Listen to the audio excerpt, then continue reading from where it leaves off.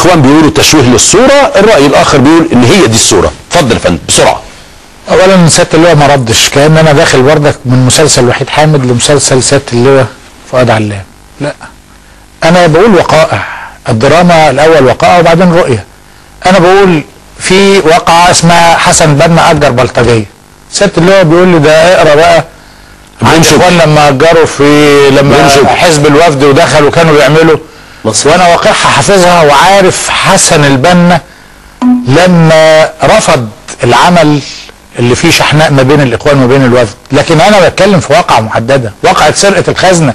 هطلع على مصر الجديده في واقعه حديثه، انا بتكلم في واقعه محدده.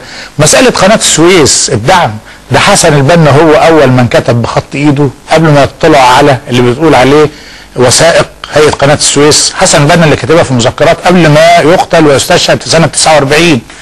والواقعه دي مضلله بالنسبه للراي العام. لماذا؟ هيئه قناه السويس كانت هي المسؤوله عن الاعمار، كل حاجه اللي عايز يعمل حاجه يعملها. مساله تقبيل اليد، حسن البنا كاتب في بدايه الثلاثينات ان هو يرفض ووجه دعوه للاخوان المسلمين يرفض تقبيل اليد. وقائع كثيره موجوده. تكفير، كلمه على التكفير ولا ده موجود ويرجعوا للكتب. التكفير ده لم يظهر الا في الفتره الحديثه لما الاخوان اتعذبوا في السجون وطلع كتاب ده على قضاه، وسياده اللواء اكثر الناس كان في موجه التكفير كان في الوقت ده. تكفير ايه؟ ما كانش الناس تعرف يعني ايه تكفير.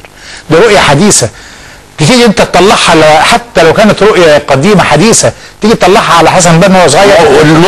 النقطه اللي وراها دي، ده الكتاب ده مملى برؤيه امنيه، والدليل على ذلك ايه الكتاب اللي مملى برؤيه امنيه؟ الكتابه تقصد المسلسل ده معمول في الامن يعني ازاي؟ انت دلوقتي زي ما احنا اتفقنا سياده اللواء قال ده بيشرح كمان في الحزب الوطني. الحزب الوطني يعني النظام ده كل متكامل، ما ينفعش زي الجسم، ما ينفعش تبقى عافي وفيك حته قويه قوي. قال لا، يعني الجسم المريض ده كله والامن هو فيه اللي قوي وعافي. الامن كان سليم، ده احنا في التاريخ الحديث شفناه بعينينا، شايفين بعينينا الامن بيعمل ايه. تيجي انت مطلع للامن بصوره ملائكيه، وهذه كان اول شيء افقد لهذا المسلسل حيويته وجاذبيته. طب انا هدي مثل بقى نهائي في مساله الدراما.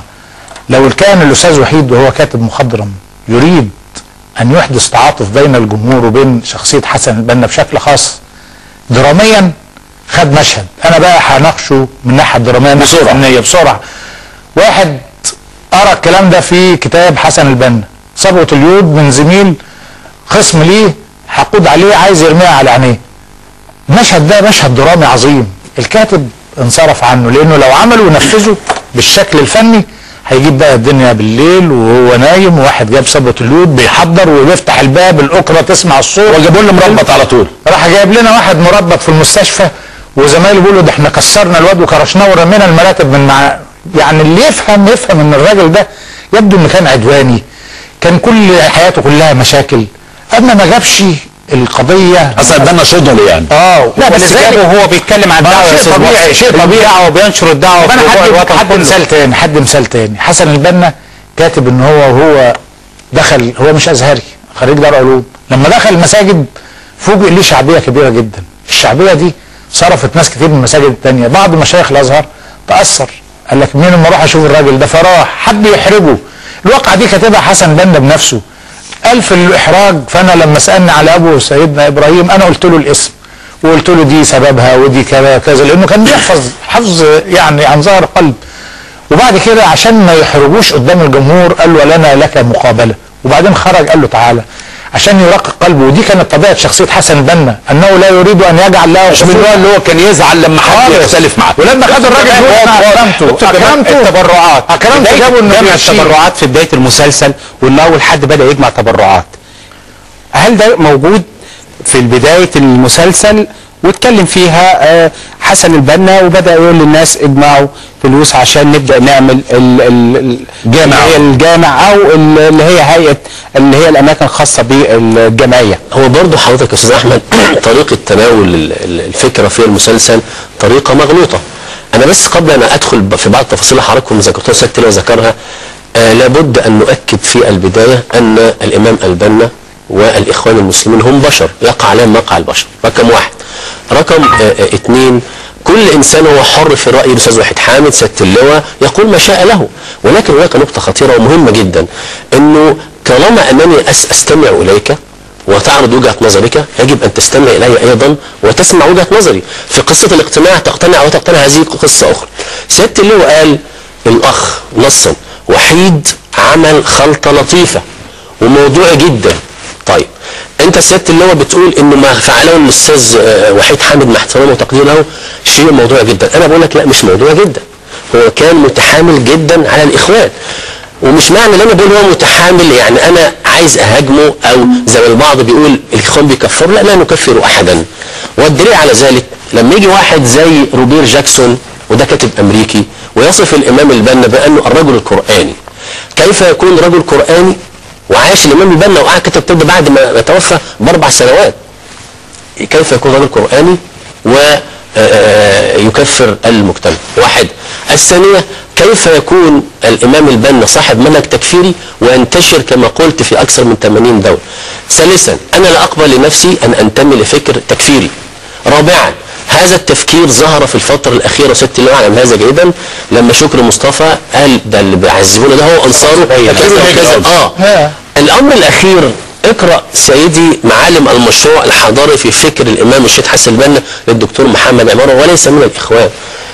هل السؤال هنا، هل كل هؤلاء الذين ينتمون لفكر الاخوان سواء بالتنظيم او فكريا في مصر وفي قطر الاقطار العربيه والاسلاميه، هل كل هؤلاء لا يفهمون طبيعه الاخوان؟ سياده اللواء خلاص هو سياده اللواء اتفضل بسرعه عشان الوقت. نمره واحد، ردا على من اجمل اخر البتاع، انا بسال لماذا اختلف الشيخ سيد سابق؟ لماذا اختلف المرحوم الاستاذ خالد محمد خالد؟ لماذا اختلف الاستاذ الشيخ الغزالي؟ لماذا اختلف مؤخرا الدكتور عبد الستار المليجي؟ لماذا خرج ابو العلا ماضي وابو العلا ماضي؟ دي واحده بس هكمل. كل هذا الكلام ارجع للتاريخ، لبعض الوقائع اللي انتم بتنكروها. انت جبت منين ان مذكرات المرحوم الشيخ حسن البنا ما فيهاش الكلام ده؟ ده انا اللي قاريها وجايب. انا بسالك جبتها منين؟ تجاوب تقول لي من كذا، من كتاب الدعوه والداعيه. مذكرات الدعوه والداعيه، مذكرات الدعوه والداعيه القديمه والحديثه، حسن البنا القديم والحديث، بخط يده موجوده، راجع نجله الاستاذ احمد سيف الاسلام البنا، فليحضرها ويعرضها للراي العام من اولها لاخرها والناس تحكم. ما الكتاب اللي مطبوع يعني؟ لا ده اجزاء، في حاجات كده مقتطفات كتبت وعدلت اكثر من مره. الرسائل، لما تشوف الرسائل بتاع الشيخ حسن البنا وتشوفها مع مذكرات الدعوه والداعيه تعرف كيف تم تحوير هذه المذكرات. وانا بقول لك اهو واقع محدد، ان حتى الكتاب اللي واخد منه وحيد حامد الكلام ده هو مش ده الكتاب الحقيقي. الكتاب الحقيقي مين قال لك ان وحيد حامد واخد من الكتاب ده فقط؟ لا يعني حتى لو واخد الكتاب ده الكتاب الحقيقي عند ابنه مش ده اللي موجود. هي بخط يد المرحوم الشيخ حسن البنا موجوده حتى الان لدى الاستاذ احمد سيف الاسلام البنا. اذا اراد الدفاع عن كل ما جاء في المسلل فليبرزها. مش عايز يطلع حامد سيف، مش عايز يا استاذ. امال لو وحيد حامد جابها منين؟ طيب هل تسمحوا لنا ان يبقى في جزء تاني الاسبوع الجاي؟ ومال تسمح لنا ست لواء؟ قوي استاذ جمال. طيب وهيكون معانا ان شاء الله الاستاذ وحيد حامد الاسبوع الجاي ده، يبقى خلاص المسلسل قرب يخلص لان هو معانا على التليفون، لكن وقتنا خلص واحنا كان نفسنا يبقى معانا من الاول، ولكن احنا الاسبوع الجاي زي النهارده ان شاء الله، الاسبوع الجاي زي النهارده عشان يبقى معانا اهو نبقى عارفينه الجزء الثاني، ويكون في عدد من الحلقات ايضا وبعدين مساحه اكبر من الوقت. وهيساعدنا انا دلوقتي انا اقول مفيش واقعه، وبعدين نقول ده الواقعه مستخبيه عند ابنه. ماشي خلاص، نقول مذكرات من عند احمد جابها منين؟ خليه يطلع ويقول ما عنديش مذكرات. طب وانا ليا الرد. ماشي. امال وحيد حامد جابها منين؟ طب انا هقول ان انا عنده مذكرات. وحيد حامد جابها منين؟ حضرتك انا بقول لك مش موجوده في الكتاب المطبوع.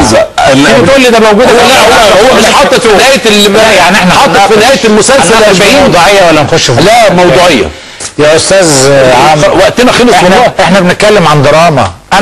انا كنت منتظر ان الدراما لازم يقول امال الدوله ادت له فلوس ليه؟